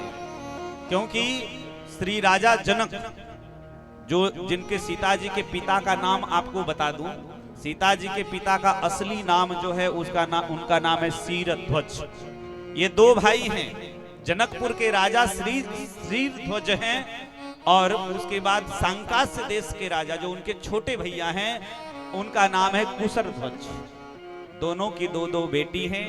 और अवांतर ग्रंथों में, मानस में वर्णन नहीं है, लेकिन दूसरे ग्रंथों में गोस्वामी जी ने नहीं लिखा, पर दूसरे ग्रंथों में संतों ने कहा है किशोरी जी के एक भाई, जय हो बोलो संत भगवान की जय हो, किशोरी जी के भाई हैं जिनका नाम है सिलनिधि महाराज।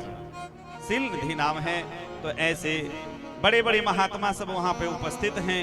सुंदर ऐसी दिव्य मड़वा की रचना की गई है। क्योंकि जब अष्ट सिद्धि नवनिधि प्रकट है, ऐसा बितान, ऐसे मणिमय सब बना हुआ है। हाँ, मणिमय बितान है। वामदेव आदि ऋषि पूजे मुदित महीश, दिए दिव्य आसन सबही, सब सन लही मही। समस्त बरातियों का बड़ा सम्मान किया है। सकल बरात जनक सन्मानी, दान मान बिनती वर मानी। देखो, लड़की के पिता को हमेशा झुक करके रहना चाहिए, है ना, रहना भी चाहिए। संबंधी ऐसा है। जनक जी महाराज सबको खूब आदर दे रहे हैं। श्री शतानंद जी और वशिष्ठ जी दोनों पुरोहित हैं।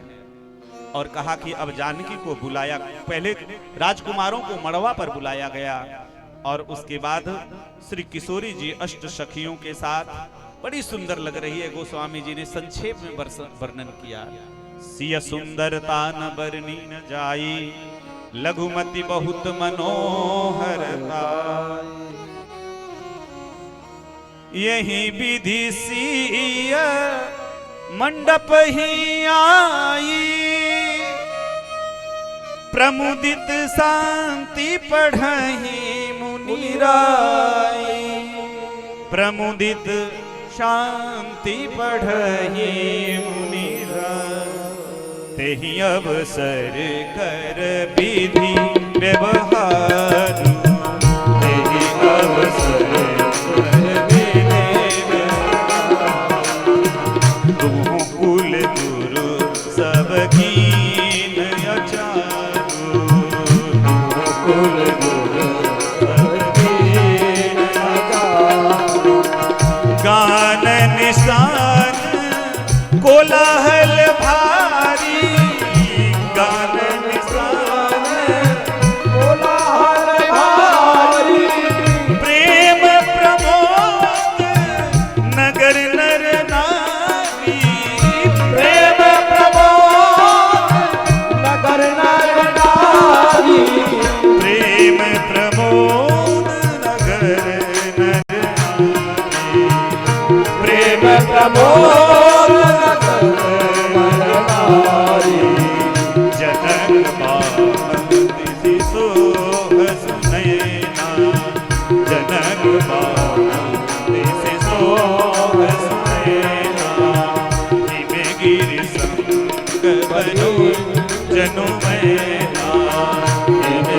बड़ी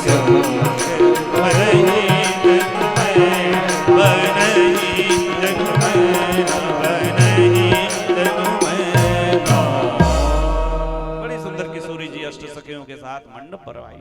ऐसा सुंदर मंडप सुंदर बनाया गया। उसमें फिर आचार करी। देखो विवाह में दो चीज चलती है, लौकिक व्यवहार, हर जगह की रीति अलग अलग है, और यहाँ दोनों लौकिक रीति और वैदिक रीति दोनों कुल गुरु के द्वारा किया जा रहा है। कुल रीति भी प्रीति समेत। महाराज कोई विधि यदि राम जी चूक जाते हैं, ध्यान से सुनिएगा, किशोरी जी यदि चूकती है कोई विधि, तो भगवती सरस्वती, शारदा, सची इंद्राणी, ब्रह्मानी, ये सब आकर के किशोरी जी को बताते, क्योंकि बूढ़ी पुरानी है ना विवाह में। और महाराज इधर अगर राम जी कोई विधि चूकते हैं तो साक्षात भगवान सूर्यदेव आकर के कुल रीति प्रीति समेत रवि कही देत सब सादर कियो। सूर्यदेव बताते, क्यों? क्योंकि सूर्यदेव समस्त जगत के साक्षी हैं और सब जानते हैं, और सूर्य वंश में राम जी भी आए हैं। तो इस विवाह में कहीं कोई कसर ना, कोई कमी न रह जाए, इसके लिए मंत्र बोलने के लिए तो बड़े बड़े महात्मा सब लगे ही हैं, ब्राह्मण सब लगे हैं। अब महाराज होम देखो, जीवन में कभी भी देखो रिश्ते की पक्का, जैसे कहीं जगह कई बार जैसे कोर्ट में आजकल होता है। एक बार क्या हुआ, एक व्यक्ति को कोर्ट में जब होता है ना तो वो गीता लेके आते, कहते कि गीता पर हाथ रख करके कहो, मैं जो कहूंगा वो सच कहूंगा, सच के सिवा कुछ नहीं कहूंगा। वो बोला मैं नहीं गीता पर हाथ रखूंगा। बोले क्यों? बोले एक बार सीता पर हाथ रख दिया था तो 3 साल का जेल काटना पड़ा। हाँ, अब गीता पर हाथ नहीं रखूंगा। तो ऐसे, लेकिन यहाँ हमारे सनातन धर्म में अग्नि को जो ऐसे देवता हैं उनके द्वारा ही साक्षी, विवाह की रीति जो होती है अग्नि की साक्षी। यहाँ पे होम हवन होने लगा और वहां साक्षात अग्निदेव प्रकट हो रहे हैं, ब्राह्मण के वेश में आहुति स्वयं ग्रहण कर रहे हैं। और जो हमारे यज्ञ मंडप में जो स्वाहा स्वाहा करते हैं, ये जो आहुति देते हैं, ये सब देवताओं को मिलता है। देवताओं का भोजन ही वही है, इसलिए यज्ञ तो होना ही चाहिए। जनक जी महाराज के वाम देश भाग में श्री मैया सुनैना है, और जिस प्रकार से हिमाचल राज्य के बाएं भाग में श्री मैना जी विराजित थे, और महाराज ब्राह्मण दब सब वेद मंत्र पढ़ने लगे हैं। और उसके बाद श्री जनक जी महाराज, आपको पता है, जिन चरणन ते निकसी सुरसरी शंकर जटा समाई, शंकर जटा समाई, भजे मन राम चरण सुखदाई।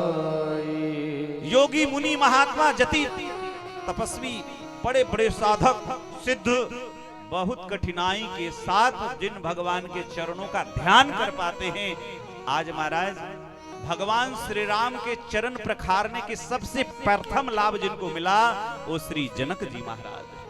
बोलो जनक जी महाराज की जय। लागे पखारन पाय पंकज प्रेम तन पुलकावली। पांव पखारा और उसके बाद मेरे सजनों श्री किशोरी जी का समर्पण। एक पिता के यज्ञ आज संपन्न हो रहे हैं। एक पिता के जीवन के सबसे बड़ी खुशी बेटी का विवाह करने में बड़ा आनंद आता है। लेकिन अभी दहेज नाम की ऐसी प्रथा चल गई है कि दब जाते हैं। बोल रही थी मैया हमसे, बोले हमारे इतने तो महाराज 20 लाख 50 लाख ऐसे चलते हैं। महाराज ये ठीक नहीं है। दहेज यहाँ भी वर्णन आएगा, लेकिन दहेज का मतलब है स्वैच्छिक। क्यों? क्योंकि भारतीय संविधान में भी कानून है, बेटा हो या बेटी संपत्ति पर सबका अधिकार है। लेकिन हमारी बहनें हैं कभी अपने भैया से संपत्ति नहीं मांगती, इसीलिए स्वेच्छया उसी राशि में दहेज को दिया जाता है। लेकिन यहाँ तो, और महाराज सबसे पहले श्री राम के हाथ को पकड़ करके और श्री जनक जी ने जानकी जी का हाथ सौंप दिया और कहा कि आज से ये आप इनको दासी बना करके रखिए। कभी कोई गलती भूल हो तो क्षमा करिएगा मेरी बेटी अभी बहुत। और बताएं आपको, मैं बता ही दूं, नाम है विवाह, एक यज्ञ में है कन्यादान। लेकिन आज के समय में मैं इस बात की मंच से घोषणा कर रहा हूं, गारंटी के साथ कर रहा हूं, बुरा किसी को लग सकता है, लेकिन आज के समय में कोई कन्यादान नहीं कर रहा है। किसी की बात कर रहा हूं, क्योंकि कन्या यदि देवी भागवत ग्रंथ आप लोग पढ़ेंगे, देवी पुराण ग्रंथ यदि आप पढ़ेंगे, दुर्गा सप्तशती आदि ग्रंथ पढ़ेंगे, तो आपको एक बात पता चलेगा, 9 वर्ष की ही कन्या होती है अधिकतम। 9 वर्ष के बाद उसके वो कन्या नहीं कही गई। देवी भागवत में नवदुर्गों में कि प्रथम दिन जो 1 साल की कन्या, 2 साल की कन्या, 3 साल की कन्या, सबके अलग अलग नाम है, सबके पूजन से क्या क्या फल मिलते ये बताया गया। जैसे नवदुर्गों में प्रथमम शैलपुत्रीम च द्वितीय ब्रह्मचारिणी, तो पूरे 9 दिन में अलग अलग चंद्रघंटा, कुसमांडा, कात्यायनी, अलग अलग नाम है। तो जितने जितने भगवती के नाम है, नाम के अनुसार कार्य है। भगवती के जो जो भी उनके चरित्र हैं, उनके अनुसार वो लीला की है, इसलिए नाम पड़ा है। और जो भगवती ये देवी हैं, पता है आपको, जो दुर्गा आदि कात्यायनी, ये भगवान की बहन के रूप में, कात्यायनी तो वृंदावन में पूजी जाती है। और एक निवेदन करूं, जिनकी हमारी बहनें विशेष में एक मंच से घोषणा करूं, आप लोग ध्यान से एकदम अलर्ट हो जाओ। जिनके शादी विवाह में यदि अड़चन आ रहा हो, उन बहनों के लिए, और मैं विशेष एक मंत्र में बताऊं जो श्रीमद् भागवत का श्लोक है। कात्यायनी महामाये महायोगिन्यधीश्वरी नंद गोप सुतम देवीं पतिम में कुरुते नमः।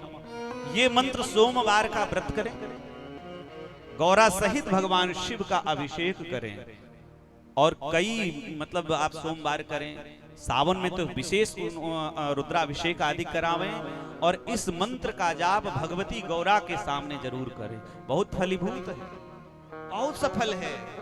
इसलिए यहाँ पे पूरे लौकिक वैदिक के साथ श्री जनक जी महाराज आज उन्होंने चरण पखारा है, अपनी कन्या का दान किया है। तिमी जनक राम ही सीय समर्पी, विश्व में एक कीर्ति स्थापित की है। बंदी जन मागध भाट जो उन्होंने बढ़िया सुंदर सुंदर खूब गुणगान करने लगे। और कुंवरु कुंवरी कल भावरी देहि, नयन लाभ सब सादर ले। भावर अग्नि की 7 परिक्रमा,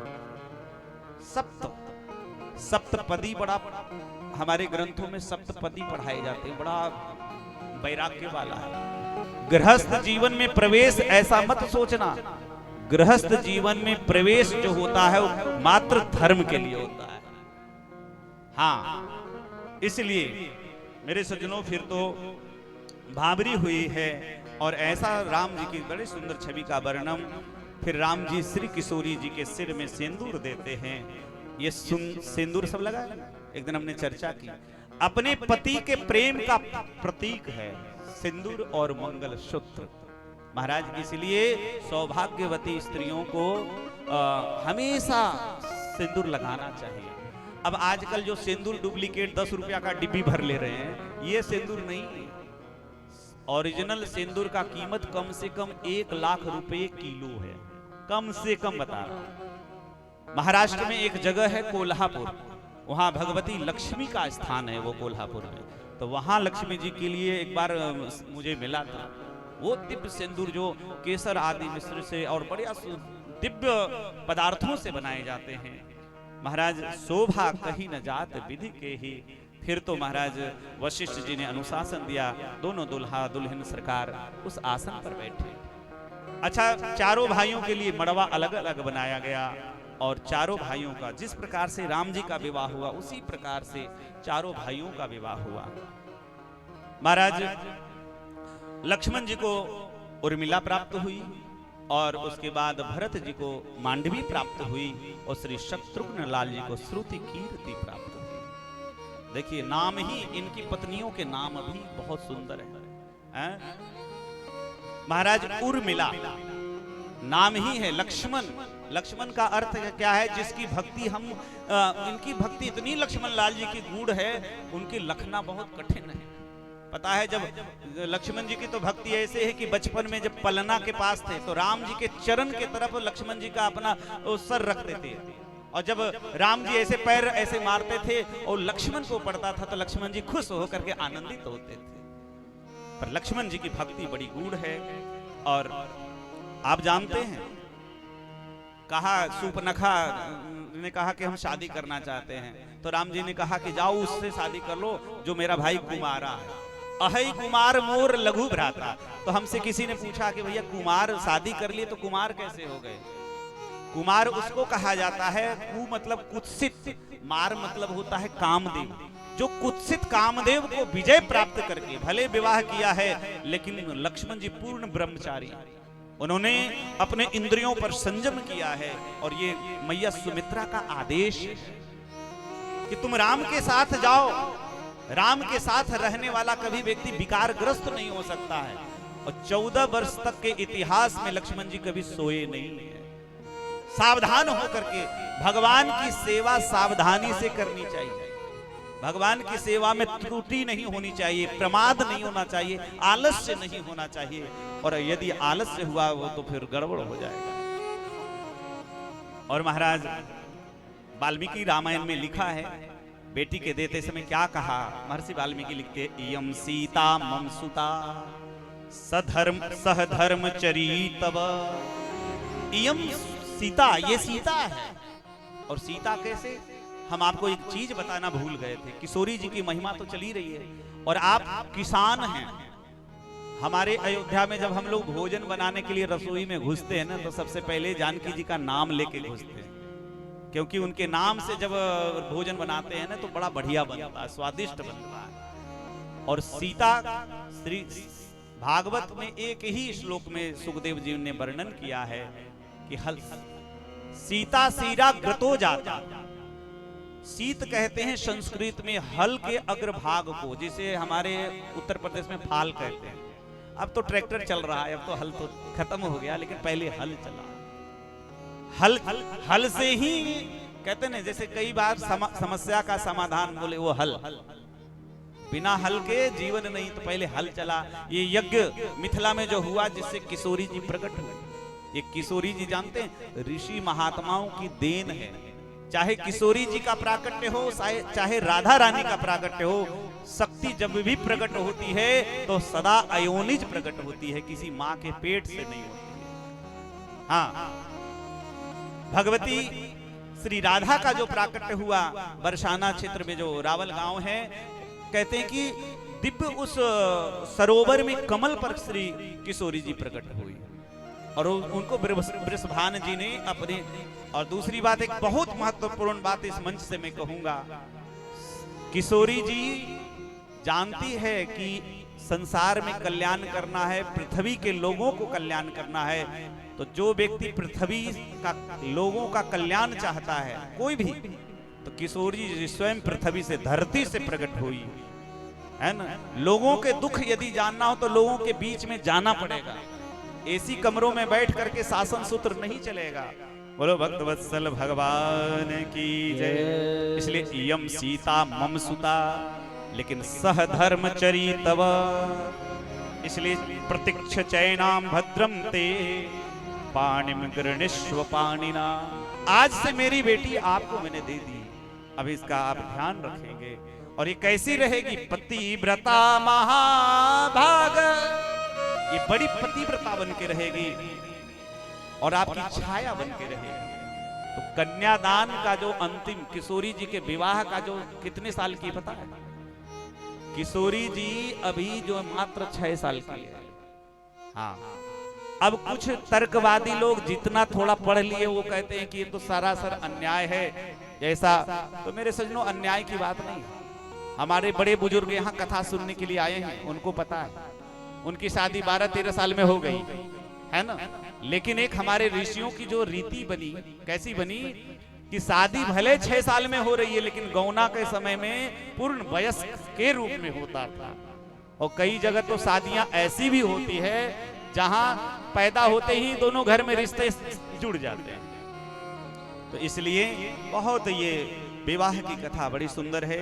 आगे फिर बहुत दहेज दिया है, इतना दान दिया है कि उस दान को सब दशरथ जी लुटा रहे हैं।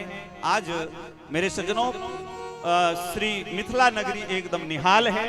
और एक प्यारा सा भजन, आज हमने एक भी भजन नहीं गाए, इसलिए अगर आदेश हो तो एक भजन के साथ ही हमारे साथ बहन आ रही हैं तो अब आप कथा श्रवण करेंगे। बहुत प्यारा भजन।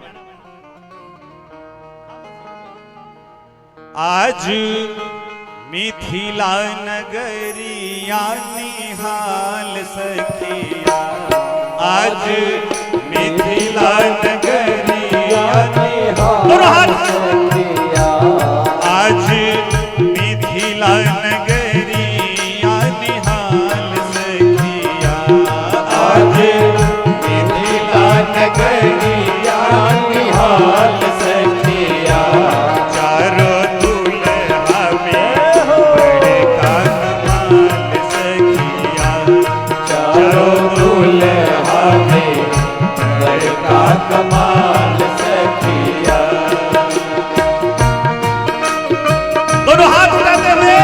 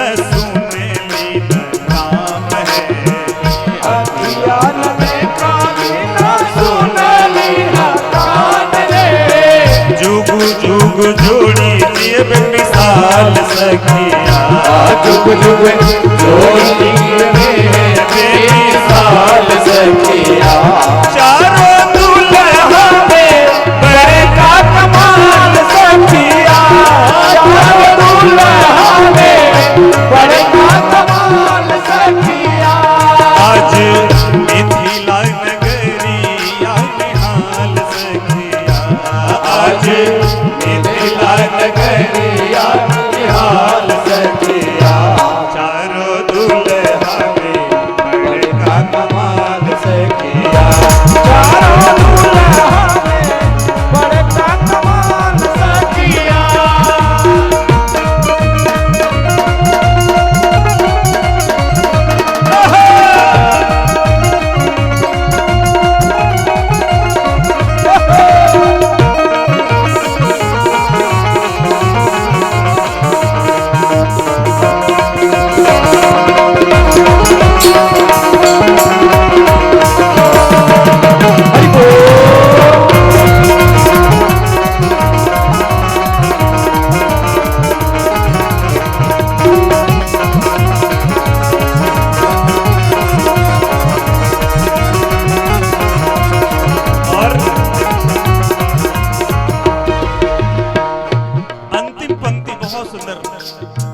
जिनका लाग जोगी मुनि जप तप कइले, जिनका लाग जोगी मुनि जप तप कइले, से ही हमरा मिथिला में पावन बन के अइले, से ही हमरा मिथिला में पावन बन के अइले।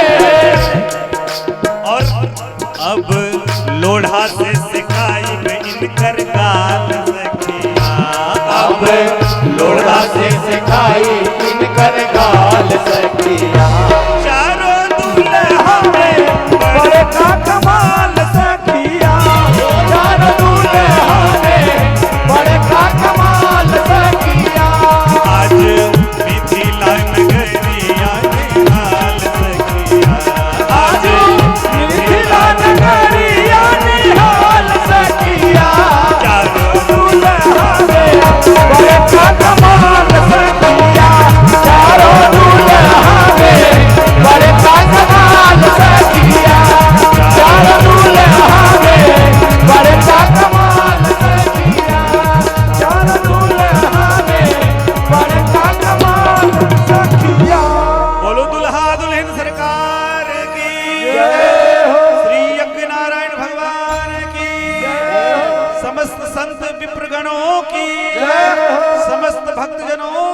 आज के आनंद की जय जय श्री सीताराम। अब आनंद ले ही रहे और उसमें और परमानंद आप लोग इस परंपरा को और श्रवण करें। अपनी वाणी को श्री हनुमान जी महाराज के चरणों में विराम देते हुए सभी को जय श्री राम। एक बार जोरदार कलता ध्वनि से पूज्यपाद महाराज जी का स्वागत वंदन अभिनंदन कर दीजिए। कल हम महाराज जी के पास निवेदन लेकर गए थे, महाराज जी हम गूढ़ तत्वों की चर्चा आपसे सुनना चाहते हैं, और आज महाराज जी सारी कथाओं से भरे उतरे हैं और कल किए हुए अपने वादे पर आज महाराज जी खरे उतरे हैं। इसलिए जोरदार तालियां महाराज जी के लिए। तात्विक और सात्विक दोनों तरह की चर्चा पूज्यपाद महाराज जी के श्रीमुख से हमने श्रवण किया। वेदों से लेकर पुराणों तक और पुराणों से लेकर उपनिषदों तक की चर्चा महाराज जी ने हम सबके समक्ष बहुत सरल करके हम सबको श्रवण कराया। बहुत बहुत समिति आपका अभिनंदन करती है। समिति के इसी क्रम में अब हमारे बीच में पूज्या श्री दीदी शिरोमणि जी सरौली के पावन धराधाम से पधारी हैं। दीदी व्यासपीठ पर आसीन हो चुकी हैं। पूज्य दीदी के स्वागत के लिए हमारी समिति की तरफ से श्री गणेश राम जी पटेल, श्री जय सिंह जी पटेल, श्री भोपाल सिंह जी पटेल, श्री मनीजर सिंह जी पटेल, श्री मुस्सू सिंह जी पटेल, श्री विजय सिंह जी पटेल, श्री हरि बाबू सिंह जी पटेल, श्री प्यारे लाल जी पटेल, श्री छोटे भैया पटेल कॉलोनी वाले, श्री मोहब्बत सिंह जी पटेल, आप सभी सदस्यों का मंच पर मैं आमंत्रण कर रहा हूं। आप सभी मंच पर बारी बारी से आवें और पूज्य हमारी दीदी को तिलक बंधन माल्यार्पण करके दीदी का स्वागत वंदन अभिनंदन करें। देखिए, विगत 5 दिवसों से सभी सम्मानी सदस्यगण जिनका मैंने नाम उल्लेख किया है, सभी मंच पर हमारी दीदी के स्वागत के लिए सादर आमंत्रित हैं। सभी अविलंब मंच पर पधारें ताकि हम देर तक कथा का श्रवण लाभ प्राप्त कर सकें। स्वागत का क्रम चलता रहेगा। सभी आमंत्रित सदस्यगण पुनः मैं एक बार नाम ले देता हूं। श्री गणेश राम जी पटेल, श्री जय सिंह जी पटेल, श्री भोपाल सिंह जी पटेल, श्री मनीजर सिंह जी पटेल जी, और सबसे पूर्व में श्री संकट मोचन दरबार टेकापार के महंत श्री देवरायुल दरबार टेकापार के पूज्यपाद महंत जी मंच पर उपस्थित हैं और आप भी दीदी का स्वागत वंदन अभिनंदन कर रहे हैं। ग्रंथ